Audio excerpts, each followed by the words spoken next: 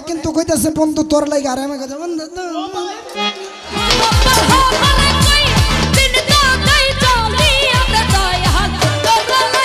কইতাছে আমি মুন্নি সরকারকে বাংলাদেশে মানুষের চিনি না, আপনারা চিনে আমার কি হয়েছে? আপনারা একবার চিনবো, বিয়া করবো, ভালোবাসবো, আমার কি কেউ ভাই? আপনারা একবার চিন না, বাড়ি দালাইবো, গাড়ি দালাইবো, মোবাইল দালাইবো, টেয়া দালাইবো, আমার কি?